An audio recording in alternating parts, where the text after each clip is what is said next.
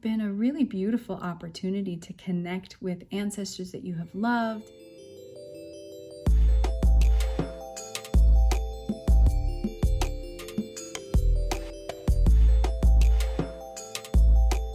Welcome to Celebrating the Seasons with Magical Homemaking. I'm your host, Erin Mahalitz. Today we are looking into all things Samhain. So settle in, take a deep breath. I am always trying to find ways to add ritual and magic to simple, mundane things like a workshop or a class. I will use this light to say that we are here. We are now. And I invite you to take a deep breath and ground down into this moment, here and now.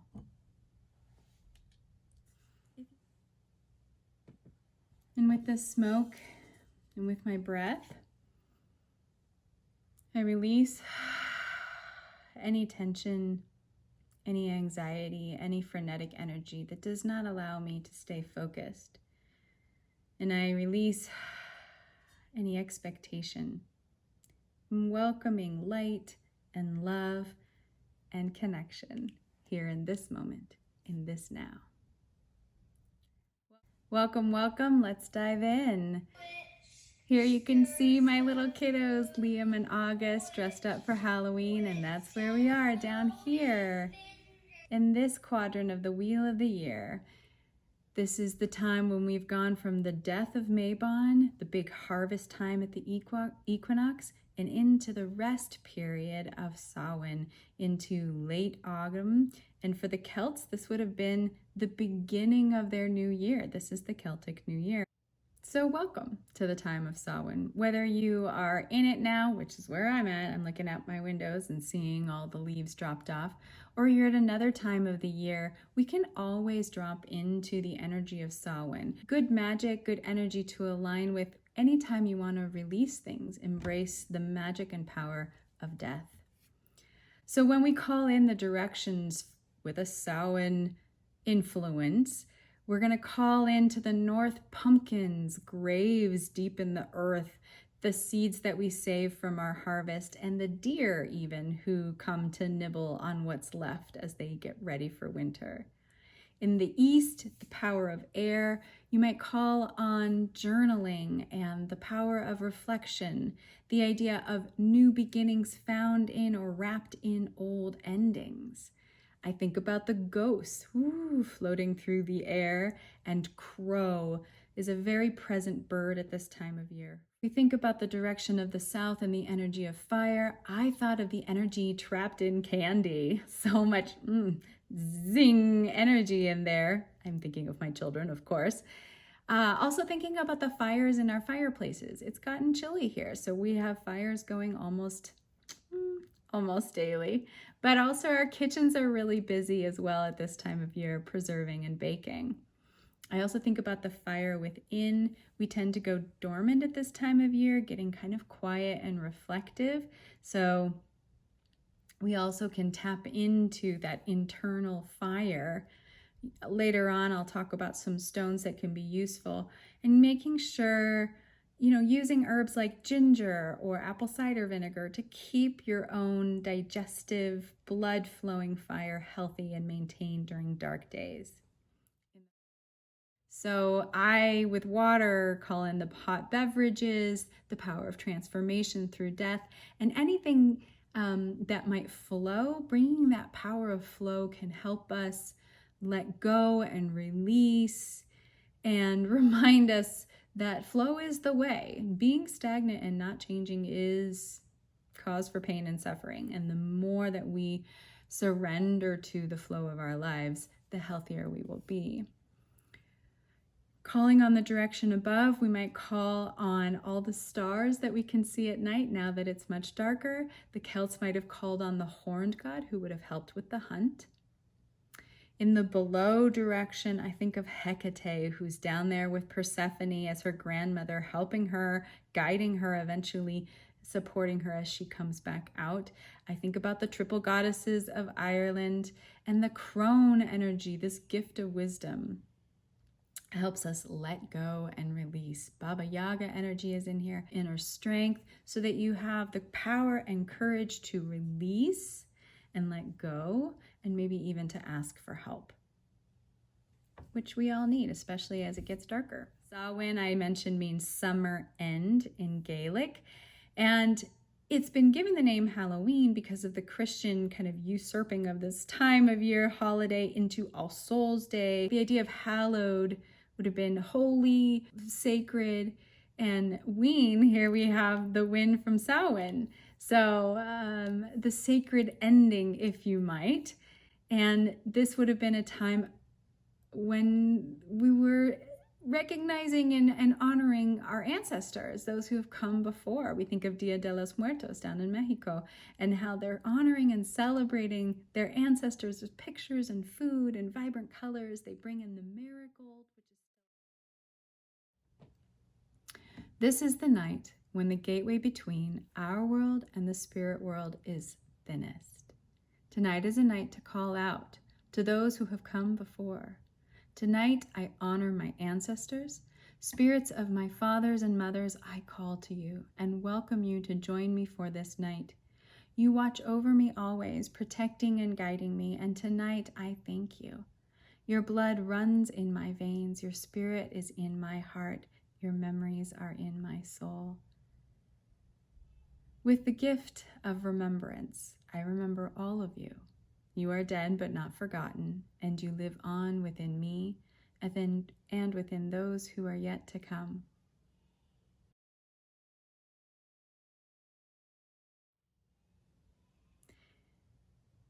I think it's important to mention here that at this time, in the Celtic tradition, in the Mexican tradition, death and the dead are not scary beasts. We spend a lot of time and energy focusing on ghouls and demons at this time of year, but this would have been a really beautiful opportunity to connect with ancestors that you have loved.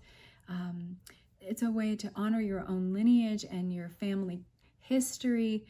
So connecting with the other world was not always associated with the evil tension and fraughtness that we think of connecting with the darkness and the other world. So our themes at this time of year are death. As we watch the produce and the leaves and the bushes, they all come to an end and the earth rests. We also call in our ancestors, those who have come before. So to go to number 3, where the idea that the veil is thin, this is so the idea that there is a barrier between this world and the other world being the world of spirits, the world of our ancestors, the world of the unborn, and there being somehow a bridge or a way or a threshold between those two. Now, the shamans, the witches, the priestesses, they walk this edge between this world and the other world. And at this time of year, the muggles, per se, the average folk, would maybe feel that presence of the other world more pronounced. Something in the darkness alludes to what cannot be seen in the darkness.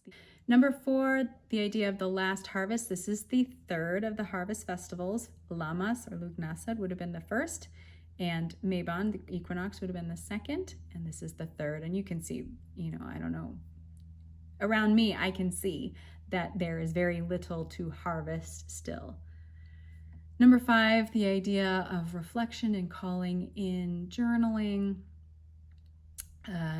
As it gets dark and we turn inward, we spend less time outside and working our bodies. Now we spend more time inside working our minds.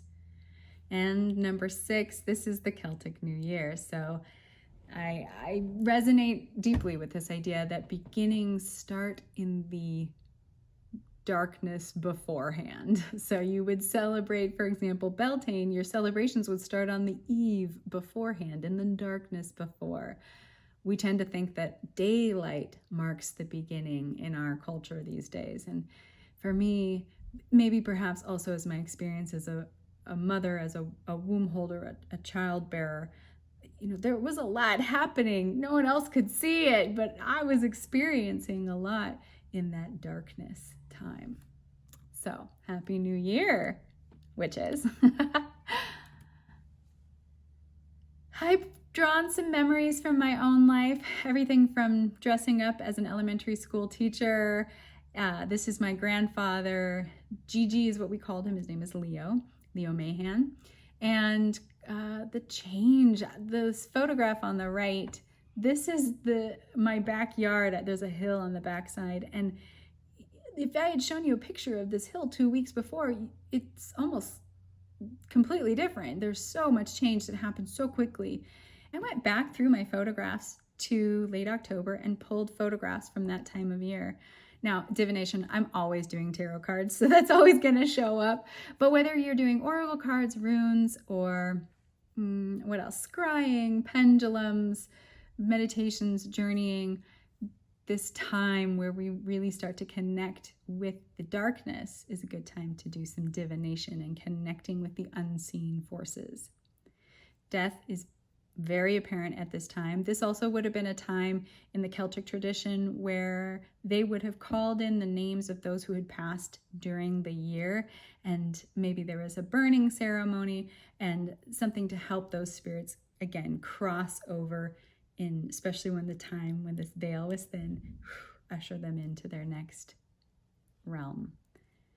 I brought this last photograph. This is my mom, my sisters, and I all playing and singing, and as we gather around during these festivals, and this is a fun, joyful time for many Americans. Halloween's a very festive time. There's a lot of hope and joy in that.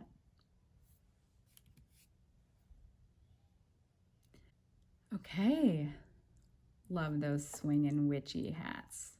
So cute. So on your altar, bring some jewelry, some bits and bobs that might have belonged to your ancestors. Bringing seeds. I love the pumpkin seeds. They're my favorite. It's hard sometimes to even bring them to the altar because I want to eat them all. But bring any kind of seeds because that's what we're collecting right now, both physically and figuratively. Bring in the gourds, any evidence of your last harvest. The antlers here, the skull of the deer, bringing in bones of the animals from our environment is powerful.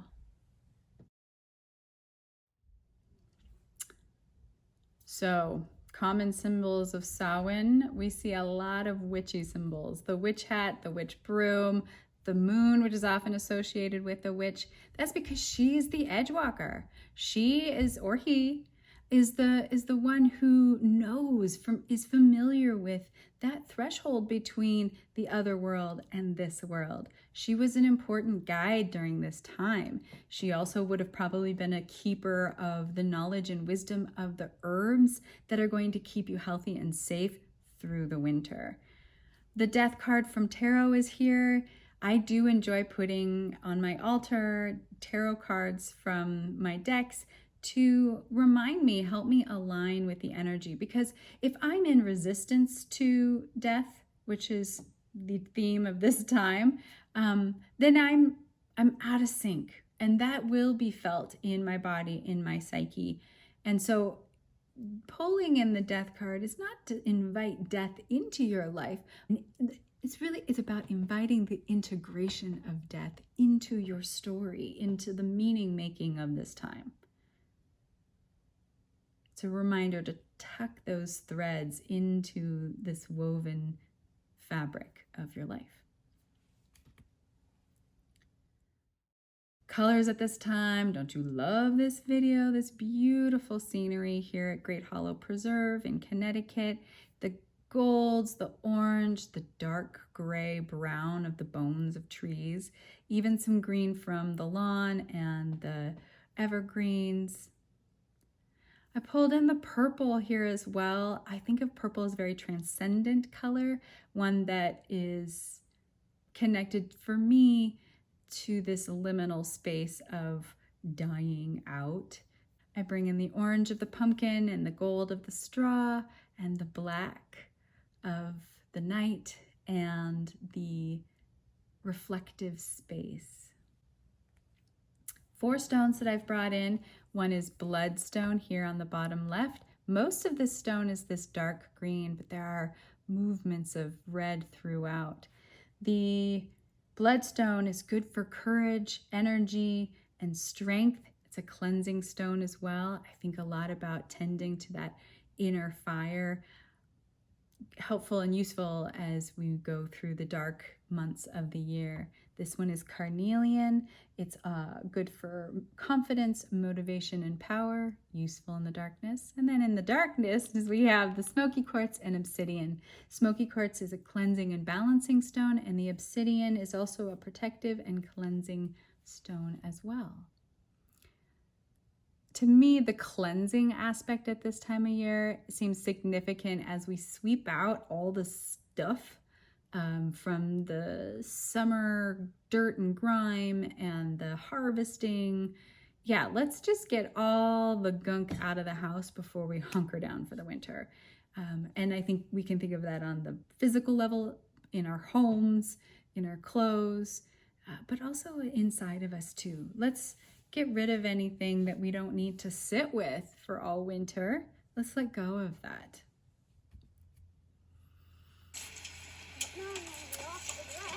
Aww, there's cutesy Liam pulling the pumpkins. So foods and plants of this season, there's so many yummy good ones. Pumpkins and gourds down here on the bottom left. Yes, please. Candy corn, gotta have it there. Halloween. I mean, candy corn and Halloween candy, that's like totally. Now, again, this is a perfect example. That's what I grew up with. So it gets woven into my fabric of meaningful foods for the season. Having these special things that we have only at certain times of year is a great way of bringing us back to ourselves, of reminding us where we are on the journey of the wheel. That's what all of this is for me, is they are ways to connect me with the nowness instead of always being in that planning mind, which is taking me to the future, or the memory and the thinking over and the mulling of things which has happened in the past. This is all about bringing us more present. I brought the parsnip in. Your root vegetables are really going to become important because you're not getting fresh produce out of the garden. Up on the top, there's also a carrot yummy soup, pumpkin pie. I start early, I'm not going to lie. Pomegranate is here as a nod to Persephone. Hey girl, hey. Brought ginger in, so good for your digestion, really going to help you with keeping that digestive fire and health burning in a healthy way throughout the winter. Seeds and nuts. So much of what we're harvesting this time of year are going to be the seeds and nuts. Some we're going to hold on to, but we can celebrate their abundance now. The apples, I brought in candied apples, also very Halloween-y. The apples are just great. They store for so long. They're really good. I'm a very picky apple eater. I'm just going to be honest here. And you know, when you get later into the year, February, March, that's tough for me. Those are not very good apples. But October apples are delicious because they're still pretty fresh.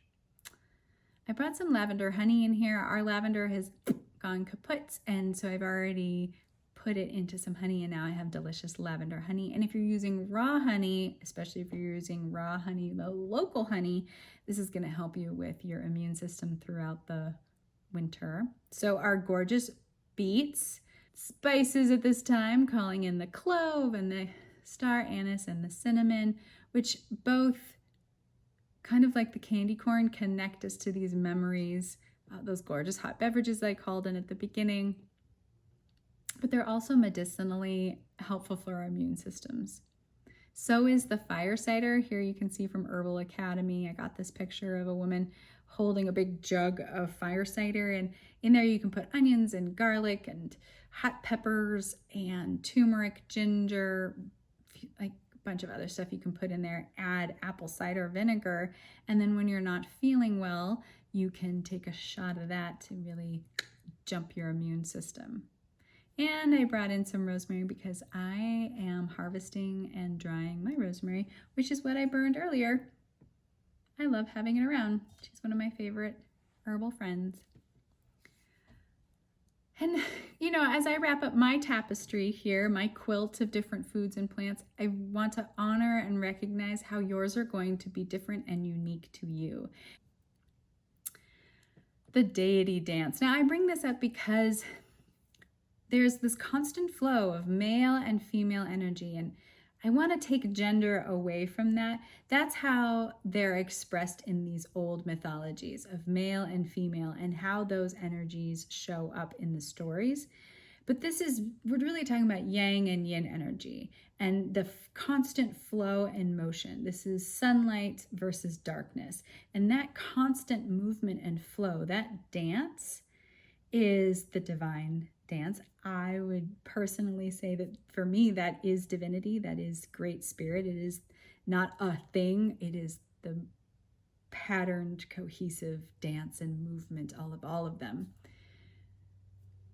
Tangents aside, I want to bring in a few couple stories here. So one, I want to bring in Baba Yaga, who is here on the left, and in the background you can see her chicken foot cabin or cottage, and she comes from Russian folklore. She was a very scary witchy character who lived in the forest, and Baba Yaga to me is the powerful energy that you find on the floor of the forest, by which I mean the leaves and the dirt and the warm, heated like blanket that the forest creates over the wintertime. So much life happens underneath those leaves.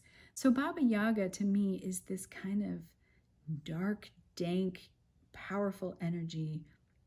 Baba Yaga likes to nibble at those edges of ourselves where we have doubt and where our shadow lies, so that we can transform ultimately and come up with the light. Baba Yaga is very much the crone energy, which shows up here in the triple goddess image in the center. The far right would be the crone, and the triple goddess is common in many cultures. The story of Persephone, Demeter, and the grandmother Hecate, they're in a way a triple goddess. In Ireland, there are several triple goddesses. Anu, Danu, and Tailtiu, they were a triple goddess of the land. They would have been who you would go to for offerings for abundance and growth in your crops. Another triple goddess involves Bridget or Breed. She would have been Bowen, Breed, and Caradwyn. Caradwyn's a fairly commonly known goddess name. And they would have been much more connected to our creative expression, whether it's birthing a child, building a business, making something with our hands. That's a triple goddess and for me, the triple goddess is a great analogy for design thinking, kind of, where you have like early start, young, the maiden energy. She's perhaps a little clueless, but that's good to have sometimes, that cluelessness. You're not programmed by the shoulds of society. And then you have mother. Mother has a lot of responsibility. She's got a lot of cooking, a lot of child rearing. And then we have crone. Crone is no longer bearing children. She is the wisdom keeper. She is the storyteller. The third triple goddess I wanted to bring up was the Morrigan, which is the name of the triple goddess, and that would have been Neem, Bad, and Matcha, also from Ireland. And they would have been who you would go to for advice on your fate, death, or war. At this time of year, I bring in the triple goddess because we are being asked to have faith in the spiral right now. And the crone leans into the darkness, knowing that she will be rebirthed as the maiden. And let it be said that I'm describing these as 3 different phases, but at any given time, we can be any of those aspects. They're always present, just like the moon is always present. We just see different amounts of her light. And the final deity that I want to bring in is the horned god of Celtic Ireland, and he would have been the god of the hunt, maybe similar to an Artemis in the Greek mythology. The horned god, who is here, is depicted as being the friend of the animals. You're asking him to offer up one of his animals for the well-being of your family and home. Moving on. Oh, down here on the bottom left, This is my family on a nature walk. There's my sister waving. This is my favorite celebratory act to do during the autumn, is go for a walk. Breathe in the change, smell the air. Man, I love the smell of dead, dying leaves. It's great. Make a Dia de los Muertos altar. You can just call it an ancestor altar. I've over time gathered a bunch of pictures of my ancestors on my side of the family as well as on my husband's. I don't do it quite like they would in Mexico for the Dia de los Muertos. I do it in my own style. You can see a little bit of kind of that vibe behind me. But the idea of bringing food and offering and flowers to enhance the memory and the stories of our ancestors. It's a beautiful way. One day we have a big box of stuff that my grandmother had passed on when she died, and it's letters, it's photographs. So every year we kind of tackle a little bit of that box, telling the stories of our ancestors. Divination is a great celebratory act, great way of connecting yourself with this thin veil and connecting and communicating with the other world. This bathtub here is to remind you to take a rest, and I don't think that you should take a rest because you deserve it, but because I really think it's essential. I think that if we're not resting, we're not in alignment with this season, is how I feel about it. Because you worked your tail off during the summer. This moment, we allow ourselves rest. And that's why it's important to know that the power and the energies of Samhain are available to you at any time of year. There's a big energetic wave here of this that we can kind of ride and really get the most out of our rest. But at any time in your life when you're being asked to let go and release, you're also being asked to rest. And so you can call in this Samhain magic at any time in your life. I brought a picture here of a moonlit forest, and I think anytime you can go out and talk with and commune with the forest is amazing. They're showing their bones right now, and also the moonlight. So whether you're in a forest or you go outside or you see it during the day, please take a moment to say hello to the moon. The moon has the ability to illuminate things in the darkness, and we are going into the dark times. So moon becomes our ally, and we can be grateful and tap into her magic. Below that, I have a lady cutesy with her black nail polish and her pumpkin. I love going to pumpkin patches and collecting pumpkins at this time of year.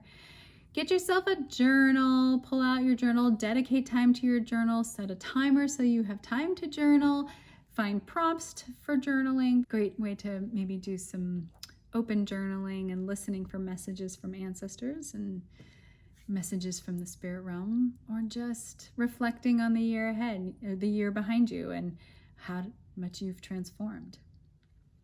And nature walk, I brought that picture, and then I also brought a picture of a graveyard because that's good juju too. I recommend hanging out in a cemetery and connecting with the stories of people who've passed. I love going through cemeteries and reading the names, trying to figure out oh yeah, this is a family plot here, and what names and who did they leave behind. And that's a nice way to honor those who have come before.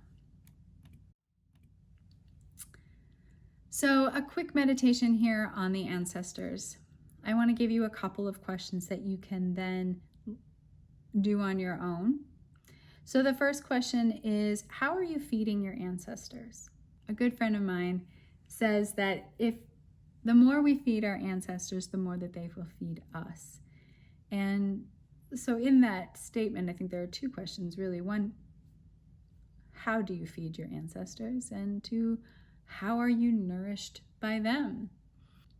Common ways that are used to feed our ancestors: offerings on altars, visiting graves, singing songs, telling stories of our ancestors, wearing their jewelry, wearing their clothing.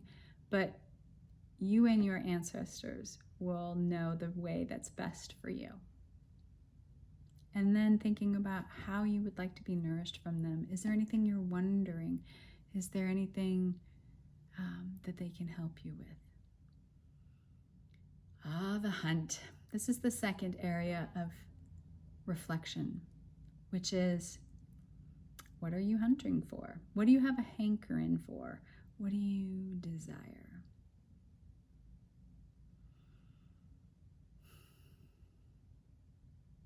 And before you send your intention and your wish and your hope out into the darkness to become implanted in the darkness so that it can grow and become something, start from a grateful place. Start from a place of all that you have.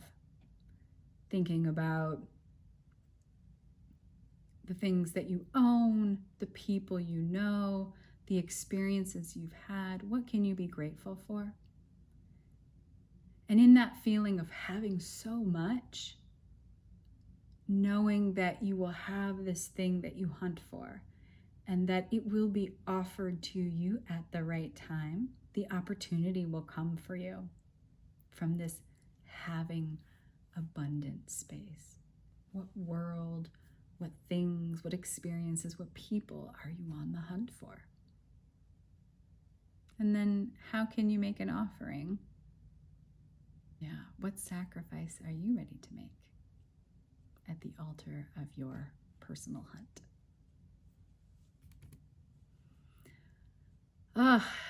So we've come to the end of all the correspondences and all the bits and bobs that I wanted to pass on. There's so much more.